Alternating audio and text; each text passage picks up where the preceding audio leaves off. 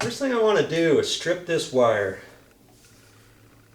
Just going to take my sheetrock knife in there.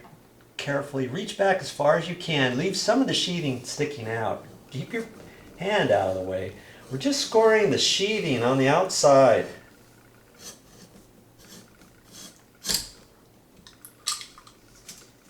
I can peel that back like that.